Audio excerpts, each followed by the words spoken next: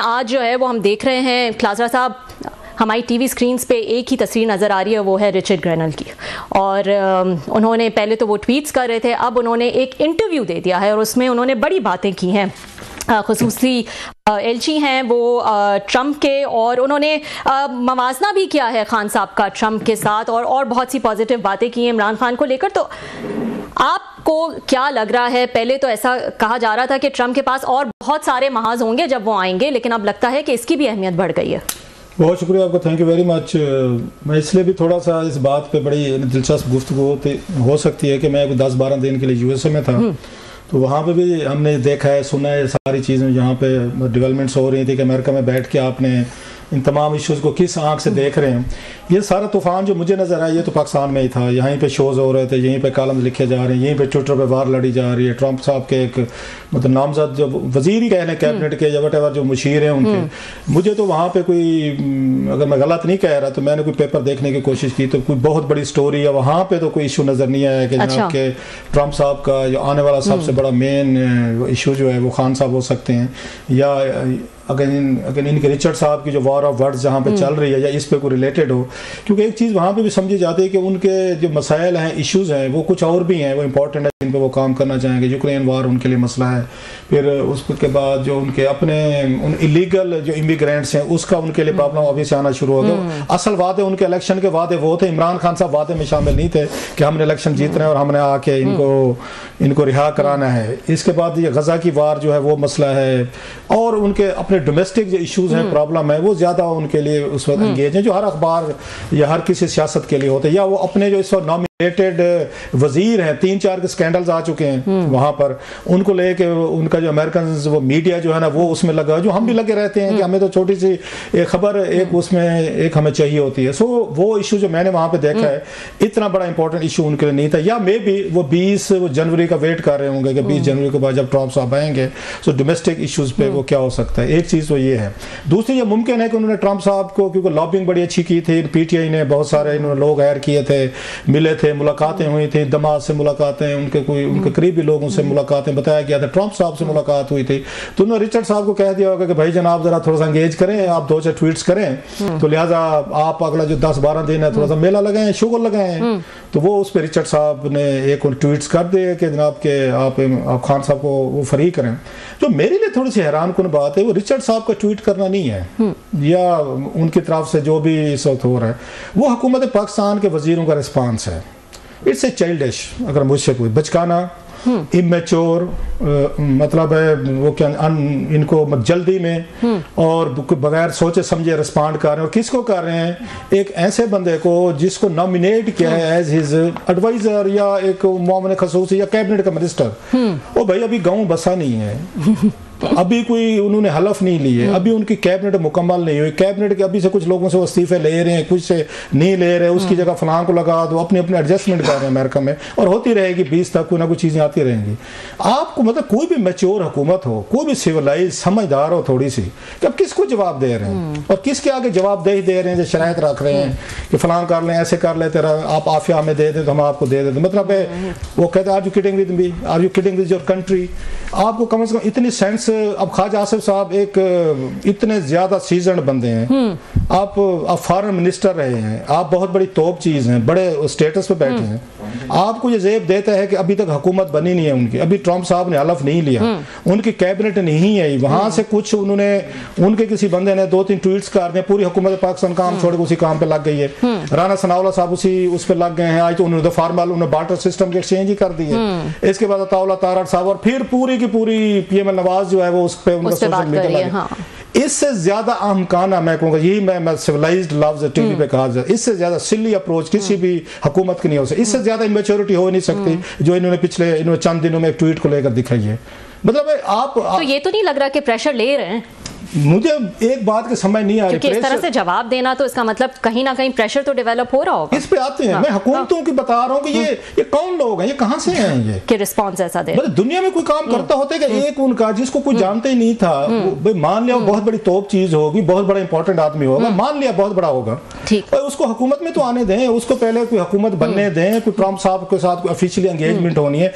अच्छा, आपको मैक्सिमम इसका जवाब कोई दे भी सकता था, तो फॉरेन ऑफिस से कोई सवाल कराया जा सकता है। दुनिया भर में आपके पास रिपोर्टर्स होते हैं जिनको कहा जाता है यार एक सवाल पूछ लेना हमसे कि रिचर्ड साहब ने जो उस पर ट्वीट किया, हम इस पे आपने क्या रिस्पॉन्ड करना। मैं आपको कोई भी इनको डिप्लोमेट होता ना, या अगर किसी से मशवरा करते, क्योंकि सियाने तो साढ़े खुद हैं, वो इनको यही कहता है कि नो कमेंट्स करना है इस पे, आपने कोई कमेंट्स नहीं करना। जब तक फॉर्मली तौर पर कोई अमेरिकन, कोई व्हाइट हाउस की तरफ से आपको साथ ये मसला ना उठाया जाए, बायलैटरल उठाया जाए, कोई लेटर लिखा जाए, कोई आपको साथ कोई फोन किया जाए, या आपके साथ कोई 2-4 चीजें की जाए, आप उसके बगैर रिस्पॉन्ड नहीं करते।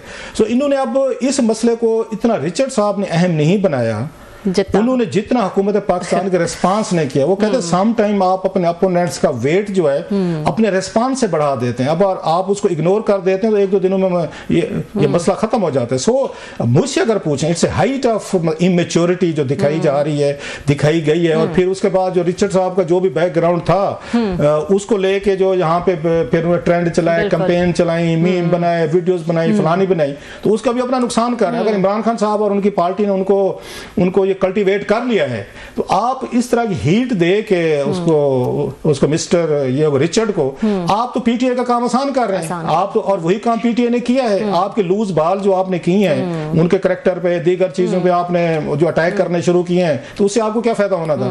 आपको ये भी एहसास होना चाहिए। दूसरी इमेच्योरिटी देखें कि आप ऐसे बंदे को अब हिट कर रहे हैं जो उनके बड़ा करीब है, इनके ट्रंप के। आपने उनको थोड़ा सा साफ रखना है। उनकी जो भी लाइफ है, जैसी अमेरिकन जाने उनका काम जाने, उनका कंडक्ट क्या है, लाइफ क्या है, व्हाटएवर। अगर अमेरिकन उनको पसंद करते हैं तो हम कौन होते हैं किसी को कहने वाले कि फलां बंदे को बना दिया, नहीं बना दिया। सो इनके यहाँ को लगता ही नहीं है कि कोई कुछ सोच समझ है। कहीं पे बैठ के 4 बंदे बैठे होंगे, कोई वजीर आजम से मशवरा किया गया होगा, कोई आपने कोई फॉरेन ऑफिस से मशवरा किया होगा, कोई आपने इंटीरियर मिनिस्ट्री से मसला किया होगा, आपने कोई इजलास बुलाया होगा जिसके बाद तय किया गया होगा कि ये हमने गुफ्तगू करनी है। रिचर्ड साहब का जवाब किसने देना है? राना सनाउल्लाह साहब ने देना है, ये ख्वाजा आसिफ साहब ने देना है, अताउल्ला तारड़ ने देना है, बैरिस्टर दनियाल ने देना है, मैंने देना है, आपने देना है, उसने देना है, वजीर आजम किसने देना है? ये तो फ्री फॉर ऑल कर दिया। मैं मुल्क कैसे नहीं चलते? फॉर गॉड से इस मुल्क में रहम करें, इसको मजाक ना बनाए। पूरी रियासत पाकिस्तान जो है एक उनके नॉमिनेटेड में बार-बार डेजिग्नेटेड, खुदा ना का कोई पता नहीं है, उसको हफ्ते 2 हफ्ते बाद सपोजली किसी वजह से हटा दिया जाए तो पता ये चला जाएगा पूरी ये कौम और पूरा सोशल मीडिया और पूरा हुकूमत पाकिस्तान जो है ना वो उनके साथ एंगेज रही है। अब इसके बाद क्या बंदा इनसे बात करे, क्या या इनके बारे में क्या बात करे जो रियासत पाकिस्तान को चला रहे हैं। और ये हमें अभी रिसेंटली ही जब ये ट्रंप इलेक्शन जीते तो वो आपको याद होगा वो पुरानी ट्वीट्स एहसन इकबाल साहब की और सबकी निकाल के दिखा रहे थे जब वो 2020 में हारे थे, तो उनका जिस तरह से जो है उनके बारे में ट्वीट्स थी तो उस पर जो है वो भी हमने देखा था काफ़ी ज़्यादा शेयर की जा रही थी और वो काफ़ी शर्मिंदगी फिर जो है वो उनको उठानी पड़ी। मुझे ये बताएं क्लासर साहब, आप जब ये 24 नवंबर वाला हो रहा था आपने कहा था कि ये थोड़ा सा ट्रंप इंतज़ामिया जब आने वाली होगी उसके करीब जो है उनको ये करना चाहिए था। ये उनका एक कह सकते हैं कि मैं आपसे पूछना चाहूँगी, वाकई ये खान साहब का एक ट्रंप कार्ड था जो उन्होंने संभाल के रखा हुआ था और वो सोच रहे थे और उसी की ये एक कड़ी थी, इस तरह से जो है वो प्रोटेस्ट लेकर आना, एक प्रेशर बिल्ड करना। उनको पता था ये डेट हम आगे इस तरह से बढ़ाते जाएंगे और ये इवेंट्स जो हैं वो अनफोल्ड होते चले जाएंगे। मेरा नहीं ख्याल, अभी उसका देख लें, उसके बाद अब क्या कर रहे हैं ये अब हुकूमत आ गया है, ये पीछे हैं कि हमसे मुज़ाकरात करें। वो ट्रंप कार्ड आपका था, मैं अभी भी इसी बात पे कायम हूं कि 20 के बाद ही कुछ हो सकता था ना। आपने कहा हम टेंपो कायम रखेंगे तो फिर आप मतलब यू आर बेगिंग, वो क्या कहते हैं, ये मजाक कहा भी है उन्होंने कि लगता है जी हम इनसे भीख मांग रहे हैं। कौमी असम्बली में कह रहे हैं जनाब आपको जुडिशल कमीशन बना दें, कभी कहते हैं पार्लियामेंट्री कमेटी बना दें। 22 या 24 से पहले ये हालत नहीं थी, या बल्कि 24 वाले दिन ये हालत नहीं थी। अगर 24 वाला माहौल है, हुकूमत आपके पैरों में बैठी हुई थी, एस्टेब्लिशमेंट आपसे बातचीत कर रही थी, आपको बैरिस्टर साहब सैफ को या इन गोहर साहब को वहां पे रात को आपके दरवाजे जेल के खुलवाए जा रहे थे, मिन्नतें की जा रही थी। बकौर अलीमा खान साहबा के हमें कहा गया था 20 दिन बाद खान साहब को छोड़ देंगे, आप अंदर इस्लामाबाद में ना। ये सारी शरायत ये हुकूमत खुद अपनी तरफ से ऑफर। अब क्या हालत है? अगर इनका वो ट्रंप कार्ड था और इनकी बड़ी एक बार्गेनिंग पोजीशन मजबूत हो रही थी, उसका नतीजा ये निकला तो आपस में लड़ाइयां हुई इनकी। अब देख लें अली अमीन गंडापुर साहब की, बुशरा साहबा की, बैरिस्टर गोहर साहब की, खान साहब की, अलीमा खान साहबा की, आपस में उन्होंने खौसर अच्छी खासी पार्टी की डिवीजन हुई है। उस जलसे से, जुलूस से या धरने से क्या निकला? पार्टी डिवाइड हुई, गालियां खाई, बल्कि सलमान अकबर राजा साहब ने और हामिद रजा साहब ने और बाकी बैरिस्टर गोहर और तमाम लोगों ने गालियां खाई बुशरा साहबा से उसके बाद 24-26 के बाद। सो पार्टी इस वक्त से भी इल्जामात लगाए गए, वो कहते तू उसका टाउट है, वो कहते तू फलां का टाउट है, वो कहते तू उसका एजेंट है, तू गद्दार है, आपस में गद्दारी के फतवे बांट रहे थे। सो वीक हुए। ये जो इनकी आप पोजीशन आप कह रहे हैं ना हुई है। अच्छा पार्लियामेंट में भी यही कुछ हमने, हुकूमत अब वो डटी खड़ी है, हुकूमत अभी भी सीरियस नहीं है इन मुज़ाकरात में, मैं आपको बता रहा हूँ बिल्कुल नहीं है। क्योंकि हुकूमत क्या रही है, एक पॉलिटिकल हुकूमत हमेशा कहेगी हम बात करना चाहते हैं, अब दरमियान में कोई ना कोई 2-4 कोई ऐसी शराइत रख दी जाएंगी। अब इनकी शराइत देखें, मुज़ाकरात जो हो रहे हैं, अब खान साहब क्या शराइत पेश किए बैठे हैं। एक तो उन्होंने जुडिशल कमीशन की बात की है, ये शराइत नहीं, मैं एक और कह रहा हूँ, जो शराइत इन्होंने 24 को रखी थी वो शराइत है इसमें नहीं, वो शराइत नहीं। इट मींस के उन्होंने लूज किया अपना ग्राउंड। वो शराइत तो ये थी कि इमरान खान साहब को रिहा करें, नंबर 1। दूसरी शराइत थी कि हमारा जो मैंडेट वापस करें। तीसरी थी 26वीं, वो किधर है वो शराइत। अब वो कहता है हमारा वर्कर रिहा करें। इनको जो फायदे बेनिफिट ऑफ द डाउट मिल रहे हैं, या लक देखें, मतलब इनको लक इनको सपोर्ट कर जाती है कि इनको यूरोपियन यूनियन की तरफ से सपोर्ट मिली है। क्योंकि इन्होंने वहां पे अगर मिलिट्री का आपका मिलिट्री कोर्ट्स के फैसले हैं, वहां से दुनिया के रिएक्शन है। ऊपर से जो इन्होंने बेवकूफी फरमाई और रिचर्ड साहब के साथ एंगेज हुए, इन्होंने इमरान खान साहब के मसले को यूनिवर्सल मसला बना दिया। अगर 2-3 दिन ये इग्नोर करते, कोई जवाब न देता, मैं शर्त कहता हूँ किसी को तीसरे दिन याद नहीं होना, तो हमें याद नहीं होगा 2 रात पहले हमने क्या प्रोग्राम किया था, आपके पास कौन से टॉपिक से हमें नहीं पता होता। इतनी इंफॉर्मेशन का फ्लो आ रहा है, दुनिया बदल रही होती है। आपने उनके साथ उनके गले फिट हो गए रिचर्ड साहब के कि जरा उनको सबक सिखा लेंगे, आपने हमें कहां पे कर लिया। सो आज खान साहब मैं फिर भी समझता हूँ वीक विकेट पे खड़े हुए हैं।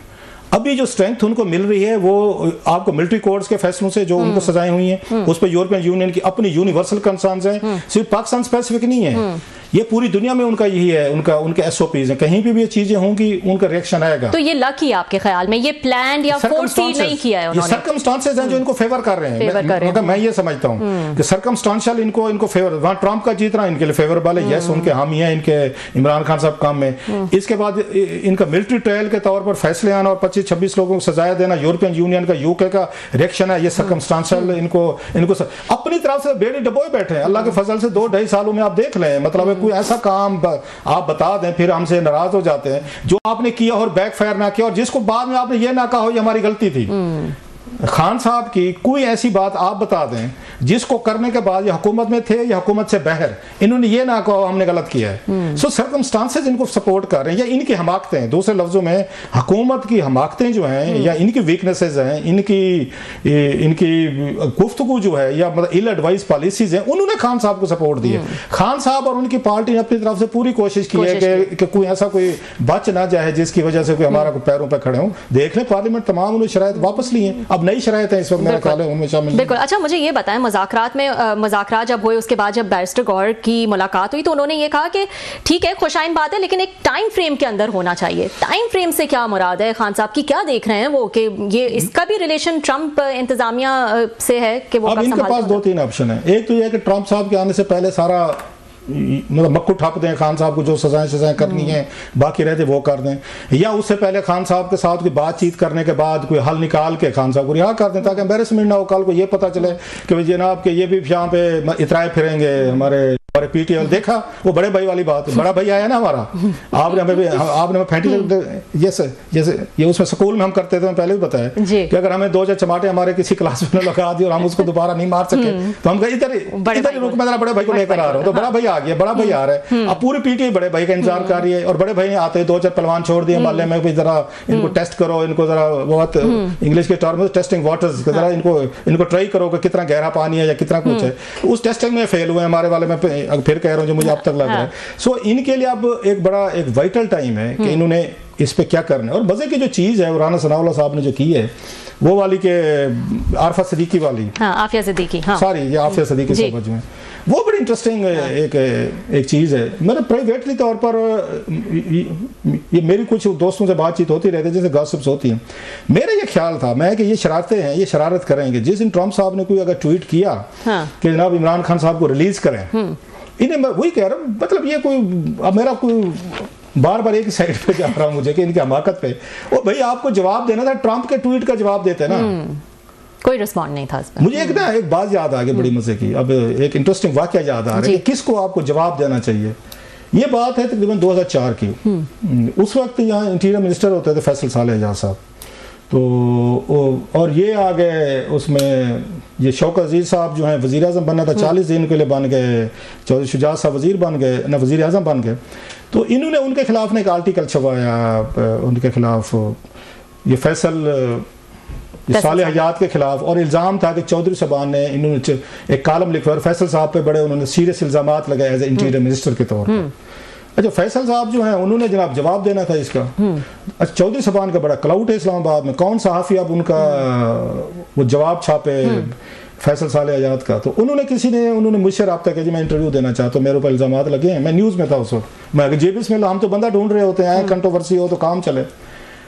तो उसके बाद कैबिनेट बननी थी, इस शौकत अजीज़ की बननी थी, तो उन्हीं दिनों की बात है। और चौधरी ये जो है ये अपने शुजात साहब वज़ीर आज़म थे, निगरान के ऑफिशिएटिंग जो भी है, उन्होंने बड़ी जवाबी तौर पर बड़े संगीन उन्होंने हमले किए इन पे, परवेज़ अली साहब पे भी और चौधरी शुजात पे भी। और ये वज़ीर आज़म थे, जहन में रखे हैं उस वक्त के, न्यूज़ में छप गई सारी चीज़ें बड़ी सख्त किस्म की। सो इनकी कोशिश थी चौधरी साहबान की कि फैसल साले हयात को हटाया जाए वजारत दाखिला, इनको नए सेटअप में ना मिले शौकत अजीज़ में। इनके अपने मसले थे, अपने प्रॉब्लम थे, वो एक लंबी कहानी है।